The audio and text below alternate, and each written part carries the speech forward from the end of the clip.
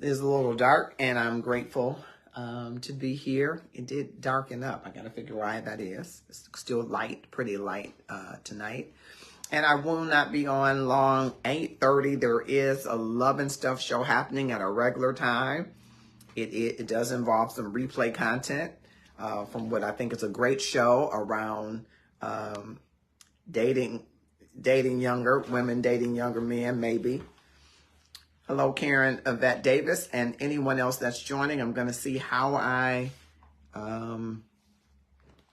might be able to share this with the Love and Stuff page, but Love and Stuff will be on shortly at 8:30. But I wanted to come on and share this that came from, hello, Marilyn Nelson Hamilton. I love you much. I'm so glad to see you, and I hope all is well with you. I want to share this live with the Love and Stuff community page. So I'm going to try to share it on that page really quickly if I can. Get there if I can. And thank you. I hope you will click share. I don't see it. I'm live, but I don't see it on my page. Okay, it's not showing on my page. That's interesting. Okay, you see me live though, don't you? Yeah. So something's happening that I'm not. It's not showing me live here. I wonder what happened. Okay, we're gonna fix it in a second. Something is happening. Okay, so that ain't right. All right. Well, I'm gonna keep right on going. Maybe I'll have to share it later. One of the things that I love to do is coach. There it is. Is coach. And in coaching, hey, Damari Burns, thank you so much. I hope all of you that are here will click share. I'm trying to get it to work for me. Yes, you do love me more, I gotta admit. I normally tell people I love you most, but I don't know if I can outlove you the way you love me, and I love it. I love it, Marilyn Nelson Hamilton. Okay, this is not letting me share it, which is interesting. Okay, gotta see what's going on there. All right. A young man sent me his resume after a coaching session. Though some of you will know, I work in human resources, and I have, I guess I'm bivocational, but I have worked in human resources for almost 25 years. I've worked, of course, in music about 37 years. So that means that I'm young. But I worked in human resources, and I am a certified human resources professional with a couple of organizations, and I sit on the experts council of another one. So I have occasion to meet younger professionals or younger people, and I'm at a place in my time that I like to mentor. I've always had that mentor aspect to me, and I've always liked that, but doing more of it and love it. Young man trying to get into a position, and he said, hey, would you mind if I send you my resume? I said, absolutely. Normally this is something, if I'm going to review a resume and update someone's resume, it's normally a fee. And it normally takes a little time because I kind of do some questions of the individual about what they want, where they are, that type thing.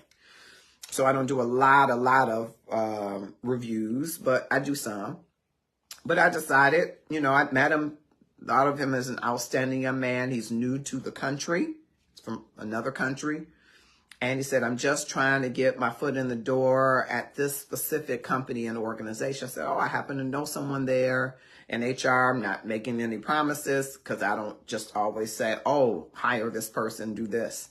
I'm very careful with how I put out a reference for someone. But I'll make an introduction and let people take it from there. I said, well, why don't you send me your resume? Now, I am a person who I inherited from my dad, kind of the memory of an elephant. My dad could remember years ago, bless his memory. He can remember 40, 50 years before the actual date. He can remember what someone had on and what they said and the order and who was sitting. He just had that kind of memory. He remembered people's first phone numbers, first addresses, first license plate numbers. He was that person, okay? I don't have it to that degree, but I got some of that same, oh, I can, know and remember things like that. And one of the things, when people tell me they're going to do something, I remember it. And good or bad, I kind of mark it to say, this person didn't live up to what they said they were going to do. And I put them in a different category. Some people say that's bad stuff to do. I say it's good stuff to do. So, sue me. Don't sue me. But sometimes I think, it's good stuff to do because you should honor your word. And if someone sends me the resume 2 weeks later and they're like, oh, I met you and you send me your resume, I may say, hey, next time, if someone says you agree to do something, don't wait 2 weeks. Someone might slip their mind and they might say, oh, I'm so sorry, I meant to send you this. Okay, you give grace in the space, right? This young man sent his resume in about 10, 15 minutes after we met. Said, okay, he's serious about getting the position, looking for a job. And one of the things I do with people when I get the resume is I say, now tell me how much of this resume is fluff. Tell me how much of it is such an embellishment that you don't recognize the accomplishments. And I was so surprised that this young man said probably 97%. I gave someone the jobs that I did before, and they wrote this resume for me, and they embellished everything. I said, wow. I said, okay. I said, well, let's drill into it. Now I'm curious to see how I can help.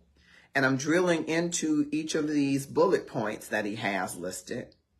And to my surprise, he's speaking from a level of competency for every one of them. I said, hold on, wait a minute. I thought you said it was 97% embellishment. He said, well, this is my first time talking through all of this stuff. I didn't believe I did all of these things. And I didn't see them as you're seeing them as being important. What he was really telling me is that he has a form of the imposter syndrome. He is showing up, dressing the part, articulate, smart, kind, witty, but he doesn't believe it. Not enough to really invest in his pitch. And I said I wanted to share that with you because I think people are doing that every day, that we're showing up, we're dressed nice, haircut, hair done, nails done, ladies or gentlemen, if you get a manicure, skin on fleek, as I think I said it right, my niece would say, all of those things. But inside, there's another internal narrative that's running that we say, I'm not handsome enough, I'm not pretty enough, I'm not tall enough, I'm not skinny enough, I'm not smart enough, I'm not fine enough, I wasn't well bred enough, I'm not well read enough, I didn't graduate from the right school enough, I don't have the right degree enough. We have all of these graduations of how we are unworthy, but we keep showing up in the room. And I asked him a question that I asked you. I said, that I will ask you, the last time that you were invited to, and for him it was an interview, how did you do? He said, I bombed. I was surprised they asked me to come. I said, you were the only one in the room that thought that you weren't qualified to be there. And often it's because we've accepted either an internal narrative of people speaking in our ears, telling us those not enoughs that I just repeated. We're looking into the world and comparing what else has happened, and we're believing based on what we see that we couldn't be enough. There is something that has convinced us that we are not enough. And so as I told him, and I want to share with you, that if you are contending with the imposter syndrome, if any of what I described in him resonates with you, if when you meet someone, you're nervous that they're not going to see you as enough, You'll go up to them, you'll engage in conversation, but you have low hopes because you're thinking they're not going to think you're handsome enough. They're not going to think you have enough money. You go on the interview, you get the interview, but you're like, I'm going to get turned down again. You're starting your own business and you pitch the customer, but you don't really believe that the product is going to do everything that it can do because you made it or you're selling it. You are contending with the imposter syndrome. And what I want to tell you is that there is one thing in particular that I want you to consider if you are contending with the imposter syndrome that will change your whole life. One thing. One of many things, but one thing to start. That if you say, I will change my language,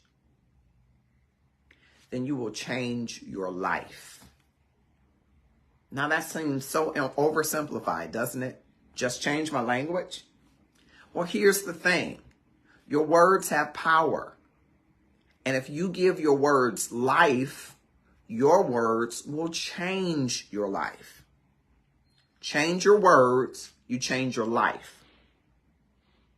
Change your words, you change your steps, you change your life.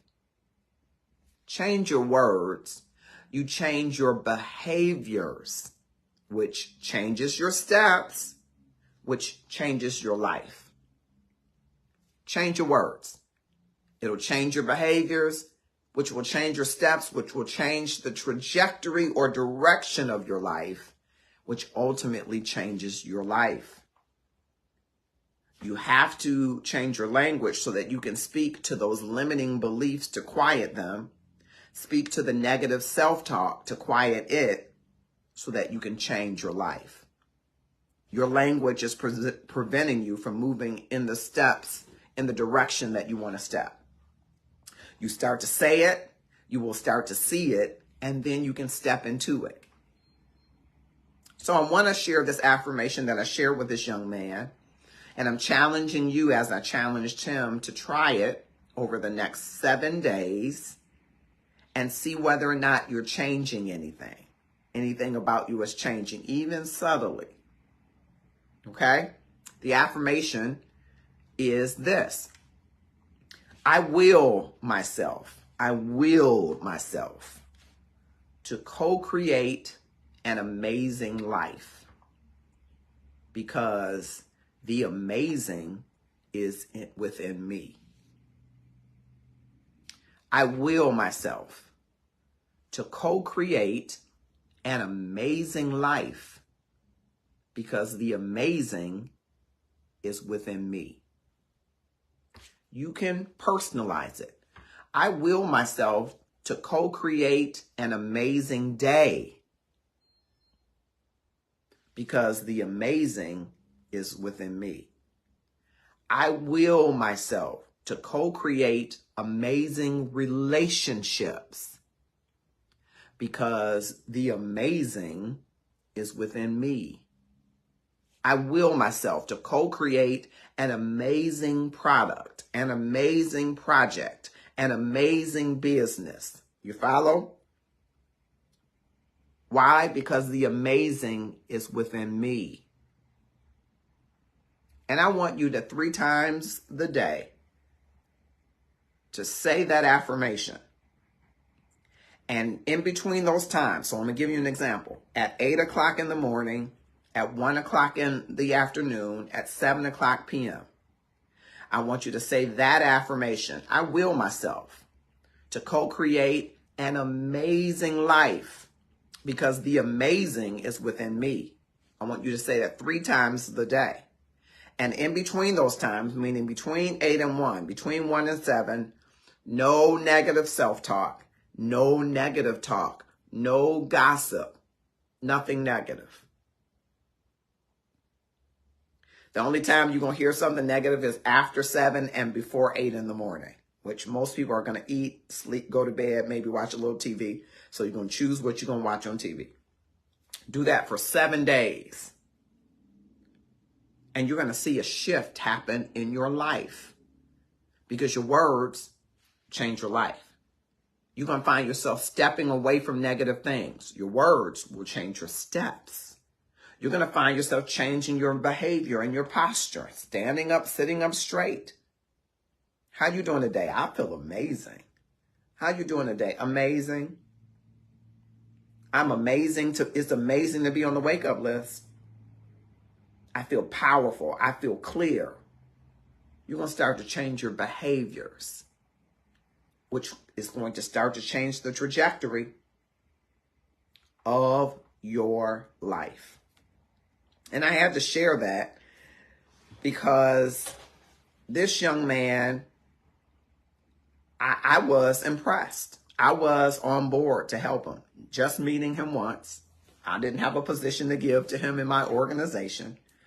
But one of my favorite things, people that know me know that I love to connect people to things and people that they love and are passionate about. I love to connect to people. You got a hot dog bun and somebody got a hot dog on it. I'm connecting the two of y'all to come together, right?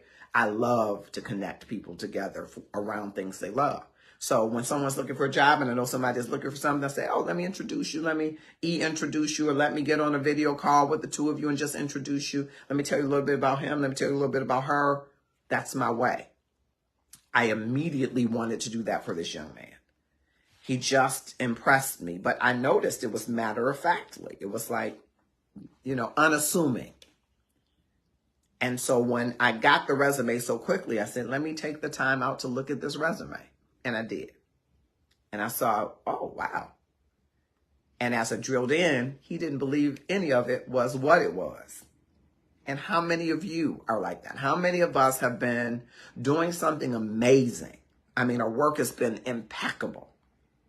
Our commitment has been laudable. Our efforts have been commendable. And we just didn't think much of it or us. Other people are telling us, you're great, you're wonderful, I love you, you're a great singer, you're a great preacher, you're a great pastor, you're a great leader, you're a great beautician, you're a great anesthetist, you're a great doctor, you're a great nurse, you're a great lawyer, you're great, you're great, you're great, you're great. But we're not believing it. We're showing up. But we internally are struggling with whether or not we should really be in the room, whether we should have the tools, whether we should have the favor, whether we should be. And I want you to today say, I'm going to combat that because I've got a role and I've got the power to will myself. I got the power to will myself into goodwill. I got the power to will myself to do something because I get to co-create. This quintessential love that is God, he offers us the opportunity to co-create. We're not the master creator. He did that already and said that it was good. Check the record. He did that. But he gives us the power to co-create. Some people say procreate. He gives us the power to bring into an existence, bring into being things that haven't come together as we have seen them before. They're not new to him, but they're new to us. And we're co-creating for someone else to see. Right? And you can co-create the day. If you make the wake-up list, why not submit to making it an amazing day? Because the amazing is in you. If no one told you today, you are amazing. If no one touched you today, or hugged you, or kissed you, or said you're worthy, or you're beautiful, or you're handsome, or you're kind, you must know that you are amazing. But you must walk in it. Because when we don't, we emit, E-M-I-T, a sense, an aura, a resonance that tells people that we are unsure. And when we are unsure in an interview, it sends a red flag. When we are unsure in relationship, it sends a red flag and an opportunity for someone to prey on your vulnerabilities. When we're unsure in a pitch with a customer, it sends a red flag and they no longer want to buy because they don't know, like, and trust you. You whittle away that trust factor when you emit this sense of I don't belong here. Don't believe me. Don't buy from me. Don't trust me. Don't hire me. Don't do for me. Because it's your own constitution that's unsettled. Remember, in the Love and Stuff community, we talk about this unwritten constitution that you operate by. And when that is not settled, when that is not firm, it shows up in your mannerisms, in your walk, in your talk, in your gait, in your interactions with others. It shows up in the raising of your eyebrows and how you gesture, how you protect and cover yourself, how you deceive, how you cover. So you got to get about the business of bringing forth the amazing within you. There is amazing in you. And maybe you're sitting on the sidelines of life, watching it go by and others participate and bring things to fruition that are helping them live more fully, live more freedom, live with more vigor and joy and power and peace. And you're wondering, why can't I get there? I suggest to you that you have to tap into the amazing that is you. Because once you do, I believe this happens. That when you tap into the amazing that is you, you're connecting with the greater amazing. You're really showing gratefulness to God by handling the blessings that you already have, even if the only blessing that you can count is the day. And when you handle that by co-creating an amazing day, God responds to your faith and action by unlocking the abundance that is yet to come. And you will receive it. You will receive it. You will receive it. Love and Stuff is going to be on in just about 6 minutes across various platforms, but I needed to come on to share this with you. Maybe you're looking for a job. Maybe you're looking for a husband or wife. Maybe you're looking for a new church. Maybe you have an amazing gift and you don't feel like you have a platform to share that gift on. Maybe you are starting your business or in business and your customer base is unsure, it's unsettled, it's shaky. Maybe you're ready to expand your product offering, but you just don't know. I want you to tap into the amazing within. You are fearfully and wonderfully made. You are amazing. And many people around you know it. Do you? It's one thing to be like, I'm better than somebody. That's not what I'm talking about. You're not good. That's not what I'm talking about. I am good. I was made from goodness. Made with goodness. That might be a t-shirt. I might have to put that out there. Made with amazing sauce. And it's right in here. But do I know it? Do you? And if you don't, if you're unsure, it's a perfect place to be, just not the place you should stay. I hope that you will be awakened to the amazing within you. And that once connected to it, you will will yourself into having a series of amazing days for an amazing life. You can start small. I posted this the other day. Just don't think small. So you can start small and say, I'm going to start with an amazing morning. I will myself to co-create an amazing morning. You might even say what that morning looks like. Because the amazing is within me. Amazing morning's going to look different for you than for me, but you will know it because you will be able to see it. And if you say it and see it, then you can step into it. Say it, see it, step into it. Meaning move toward it, set an intention, aim at it. If it's that project and you know you got to get it done, aim at it. Step into it. Lean in. Don't sit on the sidelines of your life always. If you see it, you see what you want, after you've been saying it, you've given yourself permission to deserve it, to want it, to go after it, then seize it. Go after it. Step into it. And then create for yourself a life where you repeat, you rinse and repeat, you rinse and repeat. I say it, I see it, I step into it. I say it, I see it, I step into it. And watch you see how amazing you are. Not for the purpose of just being amazing, but for the purpose of living out a meaningful existence that blesses others, that fulfills your purpose, that fulfills your destiny, that makes you feel fulfilled intrinsically. On the inside, you feel good about the work you do. You feel good about the people you're loving. You feel good about the products you're selling. You feel good about the services that you're providing. You feel good about the organization that you are aligned with. Because you're amazing. And amazing people get to do amazing things, and they get to make amazing impact. I hope for you that. And Love and Stuff begins in less than a minute.